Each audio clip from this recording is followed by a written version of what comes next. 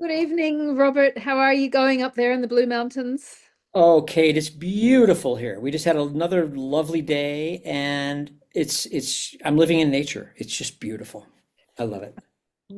As what was Osho said, the closest nature ever comes to you is your body, isn't it? Mm. And so yoga for me is just divine union with all of that, all that nature is. So it's gorgeous to be out there and harmonizing with the whole lot.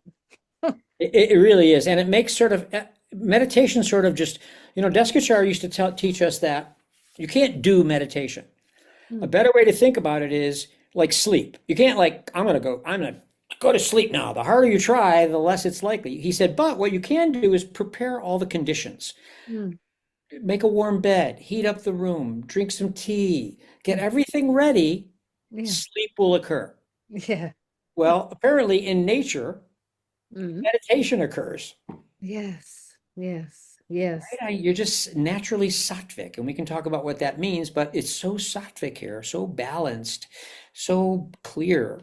That it's like, and I'm a Vata in the Vata stage of life with tendencies toward Vata vitiation. But in nature here, it just stays, I stay calm and it's Mm, wonderful.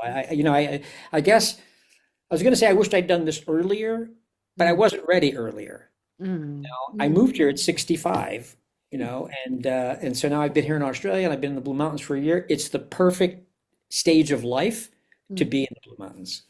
Beautiful. Yeah. It's a pretty, pretty place. It really is. But so much of this world is beautiful. Oh, It really, it is. The natural world is beautiful. yeah.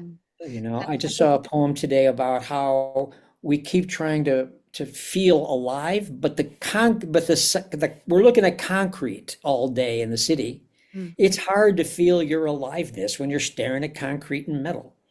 Uh, it's much harder. It's a few steps removed, and I feel First Nations thinking again, and I'm just giving deep thanks to being here on Gadigal country with the water just undulating outside my window here. Um, and it's the whole point is that everything is talking to you. We're in constant dialogue Yes, and yes. reciprocity with every single live thing and the concrete and the cars, but it's more direct, isn't it? When it hasn't Yeah. had us intervening, creating it. I've actually become a bit of a panpsychist up here, which is everything's alive. Yes. I don't just hug the trees, I talk to them. Yeah. Yeah. It's beautiful. It's just, and it feels like, and I think may have told you this earlier, but everything's so connected up here. I mean, we're all connected. That is the truth.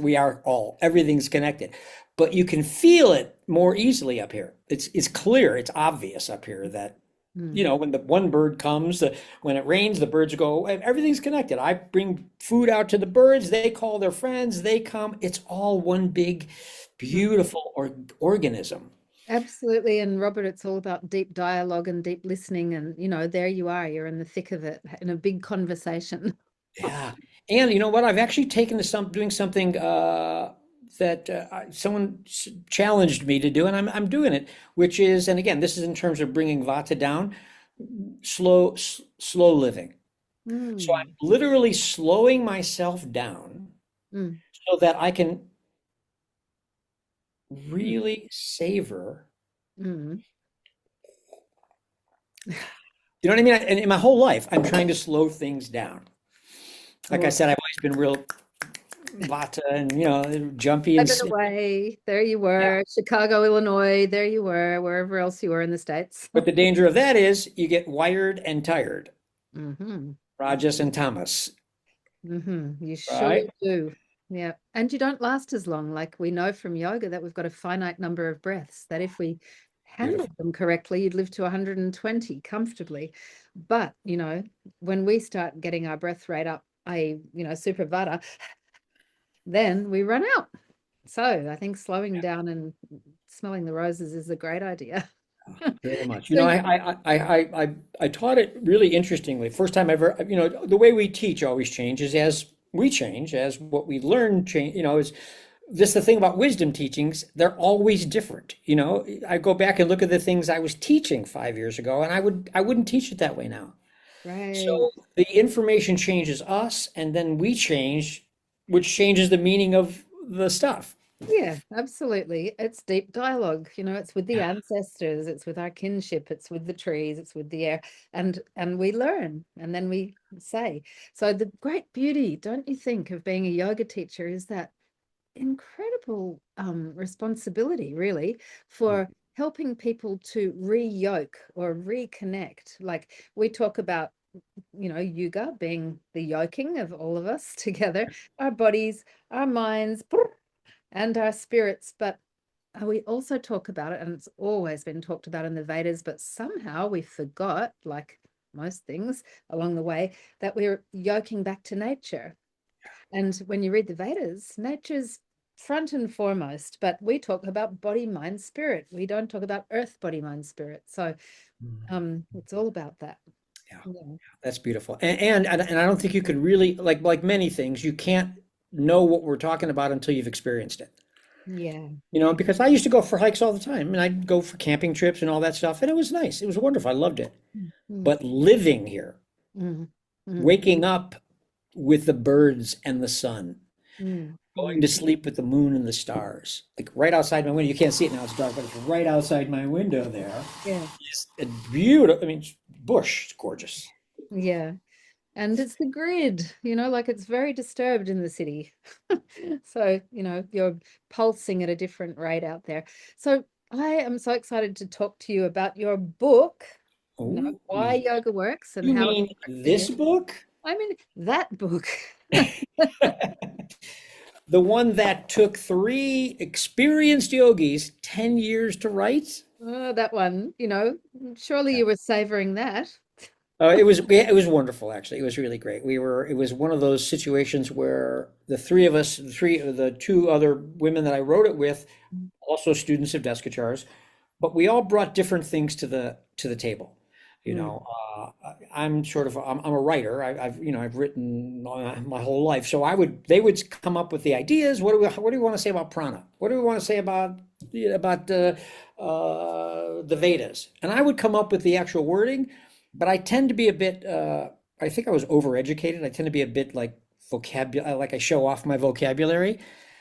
And we had one of my writing partners is married to a fireman, like great guy, I love him.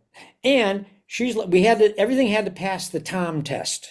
oh, If it was too ornate or elaborate, and then Tom wouldn't like get it. It wouldn't hit Tom. mhm, We had to bring it down. I don't want to say dumb it down. We had to bring it down to like simple, common. And one of the women was really good at like she'd use words like she'd say to me things like, "Who says plethora?" What is a, I mean, she did not have the same uh, relationship with the language that I do. So I think the three of us came up with the combination of energy, came up with a really workable, practical, informative book that's being used as a teacher training manual in mm. in in several yoga training teacher training courses that I know about. How wonderful, isn't it? You It's know, great. to, It's wonderful. to Yeah. have that come alive because, when we practice yoga, when we're doing asana, when we're doing pranayama, when we're doing focus, and dhyana or whatever, it's those precepts, it's the concepts that you're churning through, embodying, bringing into a rich relationship so that you can work out what your relationship is to those precepts. And so how beautiful that your book is being taken and enlivened in the classroom.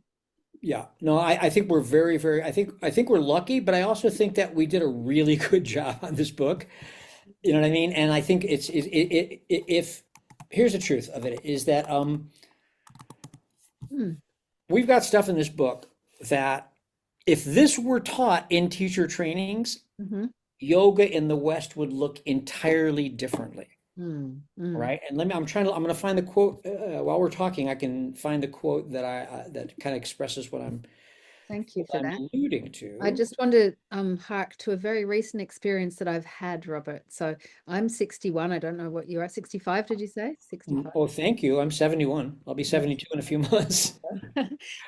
So we're both moving on, and there's yoga's been through which you've just alluded to, a very tricky time where it became a bit of a do it in the week on a weekend or a 200-hour course, which Mhm. was a little bit scary for those of us that have devoted our lives to it.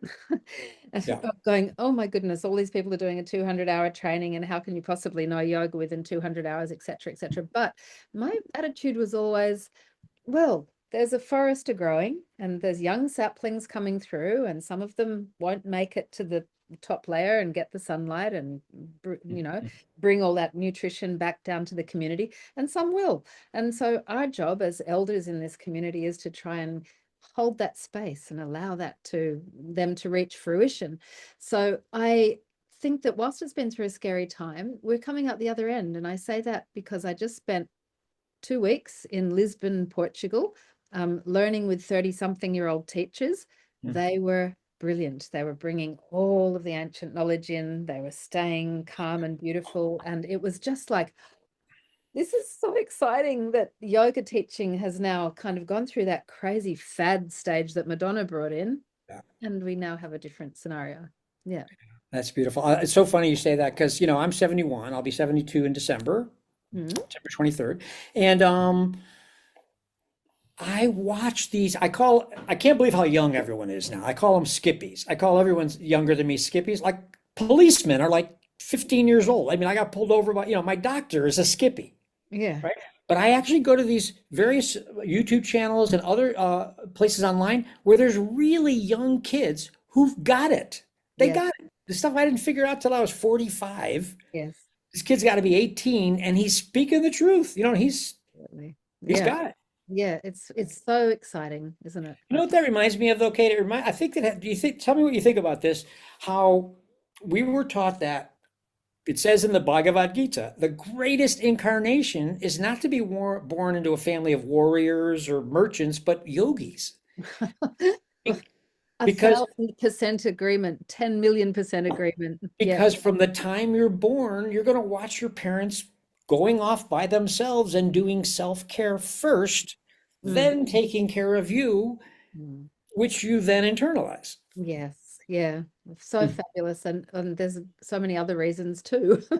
But like I think, and it's what Soul Advisor is here to do, Robert, to be frank, is to reconnect people, bring them back to their inherent birthright, that which is beautiful, pristine health, connected to people, connected to planet, connected to self, to connected to body, mind, everything. And so that's what we're doing at Soul Advisor. That's our reason. And we've got a whole lot of people in 167 disciplines doing that. So, it's a remarkable worldwide workforce of bringing real healing back to this planet. Love it. Perfect, pristine healing, but it's bringing it back. So when you get born into a family of yogis, well, you're already there because you're already divinely connected by nature of being a human or anything else. And then if you're not in a family of yogis, you have it stripped off you because they're scared for you. They don't want you to shine because it's, you shine, you might get shot down, or they That's don't want you to be that whole being because it's too scary. But if you're in a family of yogis and that's your understanding, my goodness, you're already there. Yeah. In fact, if you're in a family of yogis, so I was born into a family of Catholics. I learned that, God wanted me to serve him and that I was born flawed and sinned and I believe you believe whatever they tell you when you're little. Yeah. And so that gave me a certain kind of mindset, Mm. which didn't work very well because I hated myself. Yeah. Right? I was just a sinner and I was born bad and I kept doing these things that the church said not to do, but I love that. right? So now we've got this chance to become spiritual, not religious, Mm. right? And the kids are being born into if you're a yogi, you're probably more spiritual than religious, although to be clear, yoga says you can also be religious, Yes. right? We've got a few sutras that address that. Sutra 123 to 127 Yep. are all about if you want to be religious, go for it. But Right. even the sutras tell you don't choose a god that's going to make you feel guilty. Right? Don't choose a God that's going to punish you for, all Mm. right, I'm going to say it, masturbating. Mm. I was taught it was a sin. It was horrible. You're an evil person. Mm. Mm. I mean, it takes you the rest of your life to get over that stuff, doesn't it? Yeah. I was my very best friend, his father, Walter. was the nephew of Freud and grew up with Freud in the house. And Freud, goodness me, they were getting through a lot of very heavy religious periods over there in Europe. Had all him as one of the kids. When he went to bed, he had to wear aluminium pipes on his hands so he wouldn't masturbate. It was just like, like it's so unbelievable now, but it was less than 100 years ago, really quite remarkable. So we've been through some pretty queer periods, really, Yes, we absolutely have. odd. And But I, it feels like it's changing, doesn't it? It sure does feel like there's a shift. And again, I see it everywhere I look. I see it in my feeds, I see it in my life, I see it everywhere. That we're changing. We got young people getting much more conscious much earlier, yeah, yeah, right? And because of the internet, all of this wisdom is mm, easily available. yes, absolutely. My teacher's teacher had to go to a cave in Nepal to find a good teacher. All I got to do is go on to Insta or, I got to go somewhere and I'll find someone easy like that. In fact, if I go to my Facebook feed, they're going to find me. They're Yeah. all wanting to sell me some courses and some wisdom and some, all that stuff. Yeah, absolutely. Like it's a remarkable time, but still, we give huge kudos to those that walked through those hard paths as our teachers. This is a lineage. Yeah. Yoga comes from all sorts of lineages, and I love that you're bringing forth Krishnamacharya via Desikachar. And for those who are listening who don't know much about yoga, Krishnamacharya really was the person who brought yoga down or taught the people that then brought yoga to the West, I'd say. So. Yeah. Yeah, Yeah. And in fact, if you want to, we can talk a little about what Krishnamacharya actually did. please. You could either read or just Oh, talk. no, no, no. I'm going to do better than that. So so I wanted to show you a couple things here. The first one is this. Um,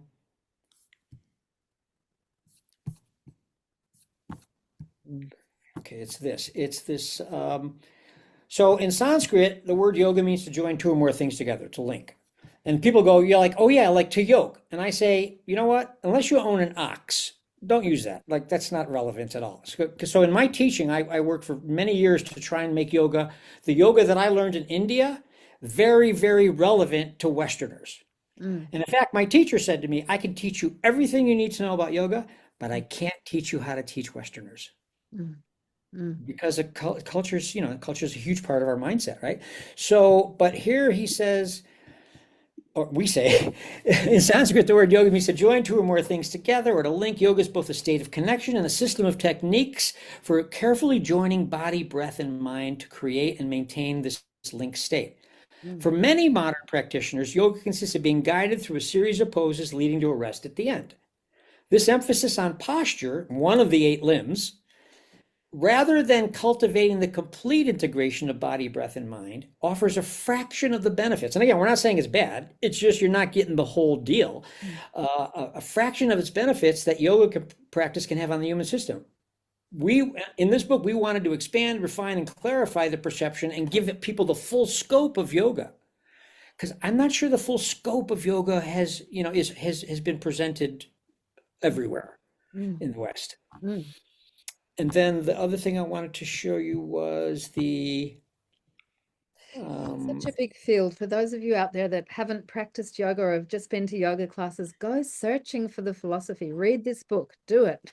yeah, it's a great book. It's easy read, and if not,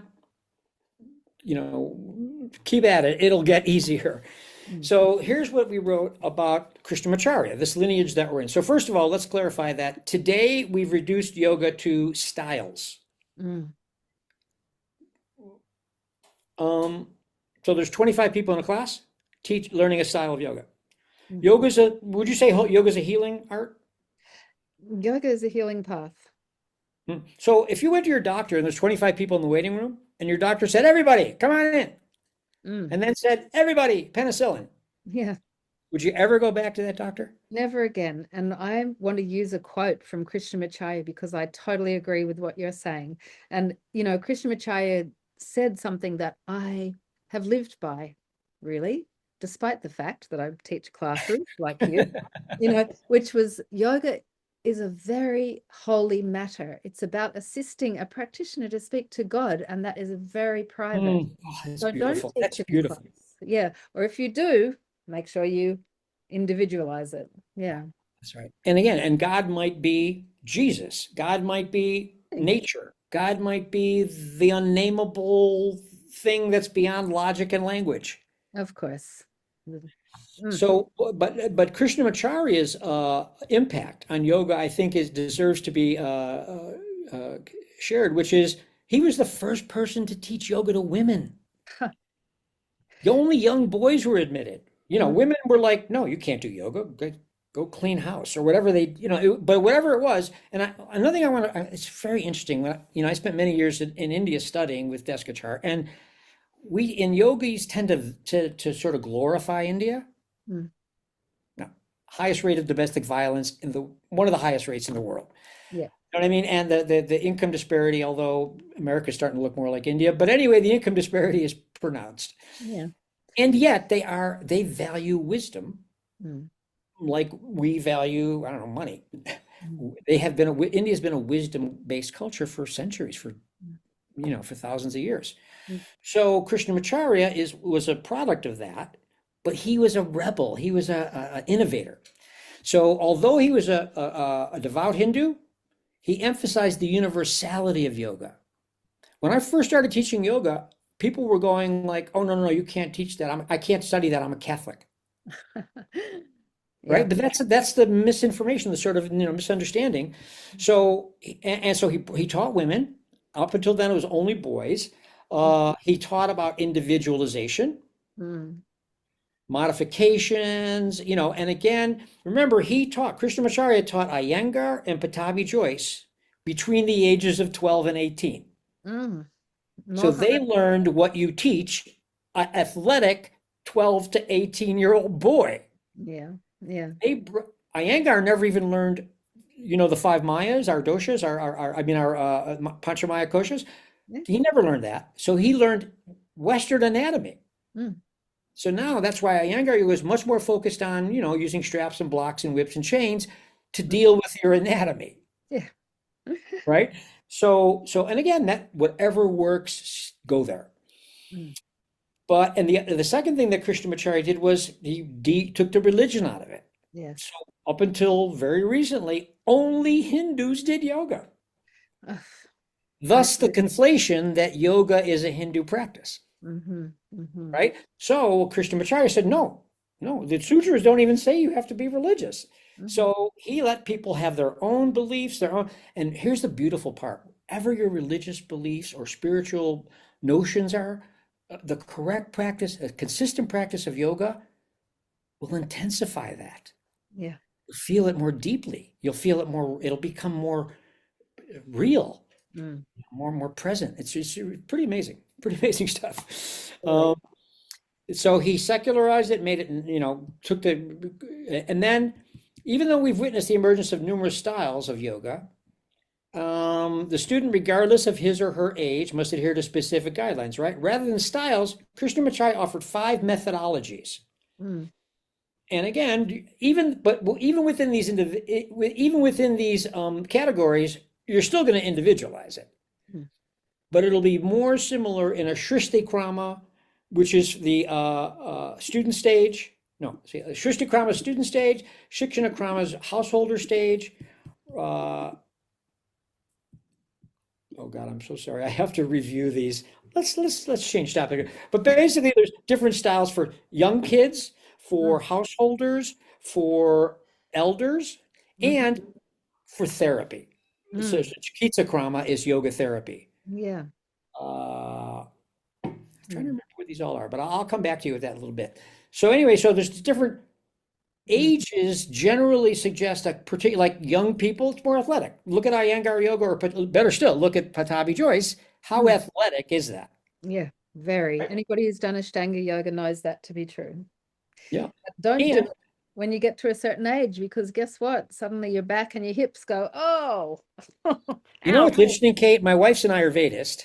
Yeah. You should definitely have on your show. Um, but she gets so many calls from people who are already Pitta dosha, Mm, who are drawn to hot yoga. mm. Yeah. Now, it makes sense because we go out of balance in our dominant dosha. Yes. right? As a Vata, I tend to get a little all over the place. But Mm. as a Pitta, you're going to go for like the heat, Yeah. but it's not going to serve you, Mm-mm. right? And so the other thing that I didn't see in here, but I think is really essential is the relational nature of yoga. Yeah. The relationship between the student and teacher, Mm-hmm. one-on-one relationship, Mm-hmm. is the centerpiece of yoga. Mm. It until very recently, you didn't sit in a room with 12 people or 40 people. You went and met your teacher and told Yeah. him your problems, and he gave you a practice, Yeah, exactly. And right? it was individualized. It was And I think that, individualized. It was really therapeutic. mm-hmm.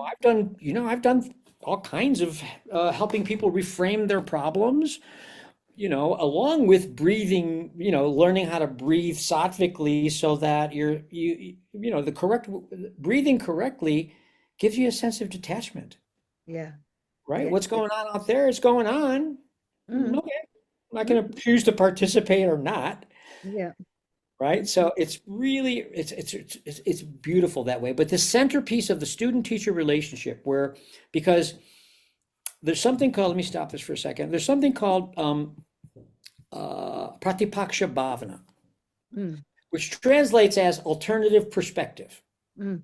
like another way of looking at something. Mm. You know how people always go, well, it seemed like a horrible thing, but it actually might be a lesson that I need to learn. We do this sort of reframe all the time, right? Yeah.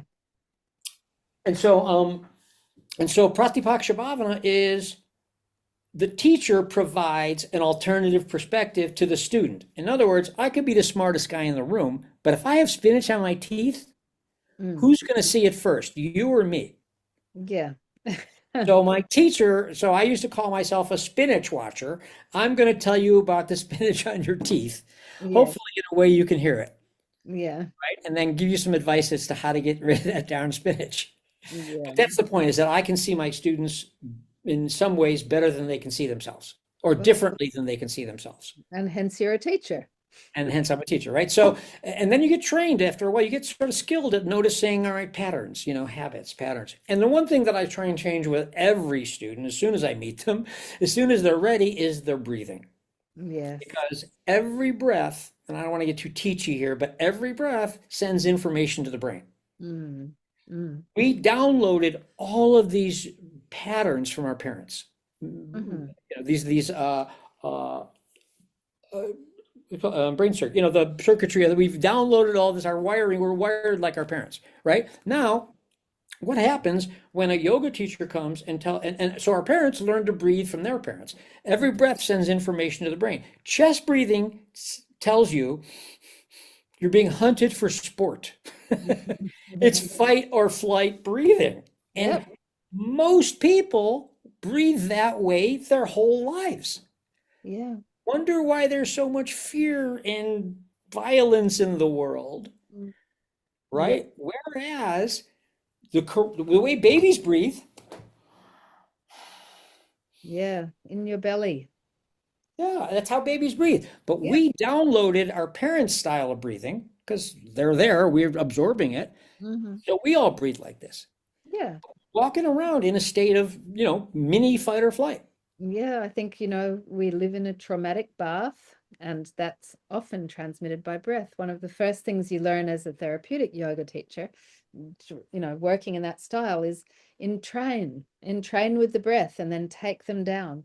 So, whenever I'm working with somebody, it's like, okay, how's that person breathing? And I go there and I'm like, whoa, and then I start to breathe slower and they start to mirror that, and the whole thing starts to drop into a sattvic beautiful Nice. state Very where they nice. can actually see and feel again. But you're right, like when you're in that state, and why wouldn't you be after all these millennia of rape, pillage, murder, burn? Why wouldn't you be? Or Yeah, that's economic enslavement, or whatever you want to call it, we've just been really taking a ride on each other's backs for so many long hmm, years. Why wouldn't I- you be there? So if of course people breathe like that, and of course people have shortened lifespans as a result. that's right. Yeah.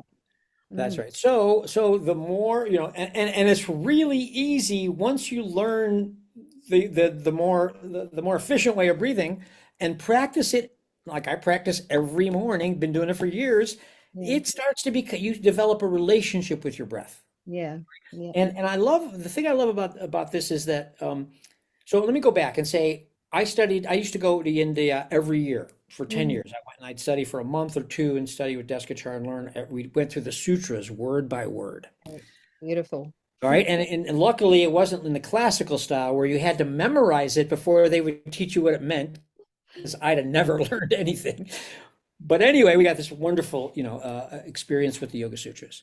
Mm, And beautiful. 10 years of it, hey? yeah, and we learned to chant it, and chanting. We could talk about chanting forever. It's just the use of, we learned about the use of, and I had been doing Iyengar yoga for 10 years before I went there. Mm, mm. And I was an overachiever with Yeah. self-destructive tendencies. Yes. So after 10 years of Iyengar hip openers, I needed a hip replacement. That's a remarkably common story. But here's the truth of it, is that I didn't have a teacher giving me a Pratipaksha Bhavana saying, Robert, you're I already had self-destructive tendencies. Yeah. I was an overachiever, Mm, and I was drawn to that yoga, which allowed me to overachieve yeah. with no guidance. Yeah. Yeah. Yeah. Right? Yeah. And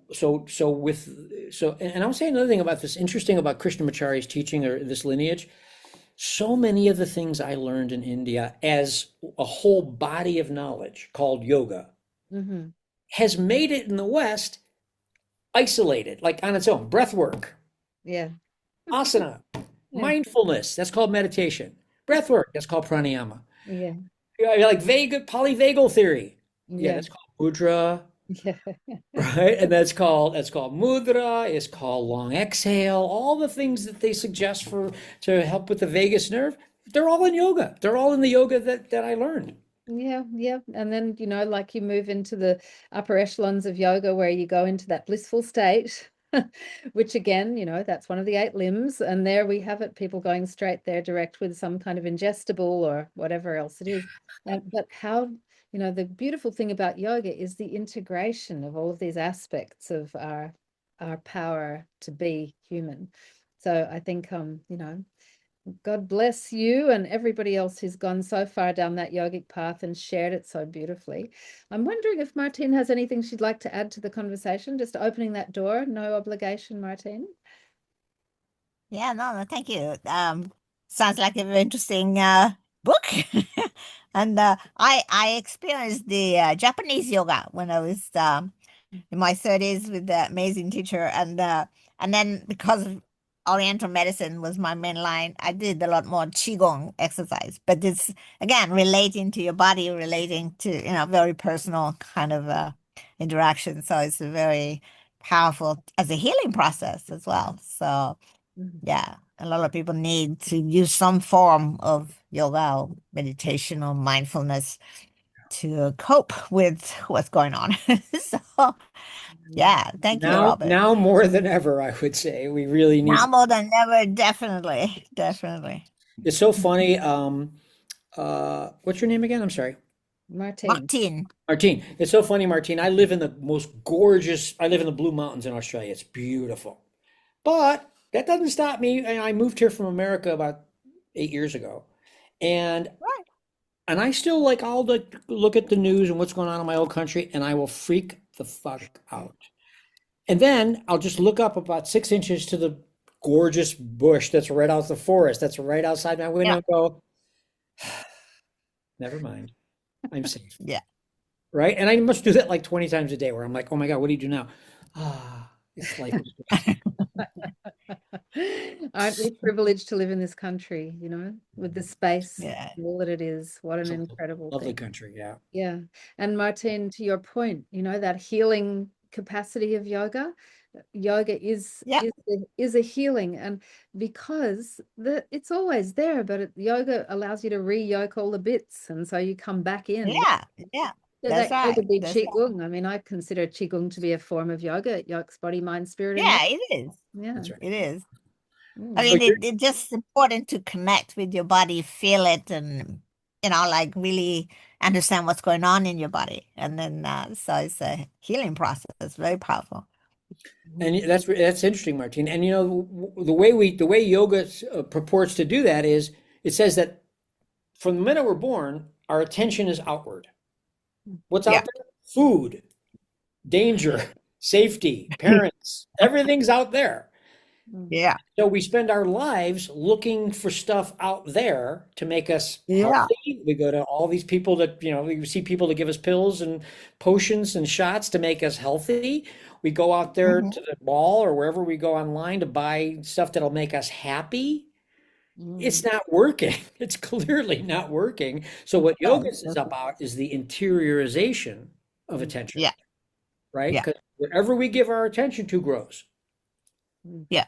So we can either grow the economy out there, or we can focus Yeah. on breathing and grow a new nervous system that's That's gooey, right. and wonderful, and happy. That's Yeah. what I want, Yeah. you know? Mm. Definitely. Definitely. Yeah, Mm. so true. And Where are you, Martine? I am in Sydney, but we spend as much time as we can in Hazelbrook because Oh, yeah. nature, trees and the garden, you open birds, and it's so beautiful. Because we So are nature. Right? We are nature. That's why we feel so good that's in right. We nature. are beautiful. I love that. We are nature. We Mm. are. How do we We are. separate ourselves? Again, I don't know how we've managed to separate ourselves so much from nature and each I other, but know. yoga's, That's why so yoga's, many problems. yeah, that's right. Yeah, Absolutely. that's If right. we saw ourselves as connected with everything and everyone, That's and it. would we ever hurt anyone? Would Of we ever course. exploit the Well, and planet? nature, how much we hurt nature. Mm, yeah. We intoxicate the whole planet. It's crazy. So, Which is Mm. you hurting know, ourselves. When we hurt nature, we're hurting that's yeah, ourselves. I keep asking, that's right. what species poisons its own food supply? Good question. But on a brighter note, On a brighter note, there But are we can so bless it and we can change the energy. So, well, you know what? I really, again, I wasn't sure. My wife's much more sort of visionary than I am. And she's like, oh no, things have to break down so they can be rebuilt better. Mm. correct. And I Correct. know that's true, but I'm still Yep. worried. You know what I mean? I'm not convinced that it's going to end up being better, but it sure wasn't working before. I live in Australia now, but I used to go back to, I've gone back to America every year. Mm. Right. I would see more suffering every Mm. year. I would Yeah. see 80-year-old people driving Ubers because they can't afford to retire. There's Oh, a lot of suffering in that country right now. Uh, I send thoughts and prayers and hopes, and and I work with everyone I can there, that so that we can spread some joy and change these things around. So what I was going to say is that things are so bad now that this might be what we need to change the system, Yeah. because yeah.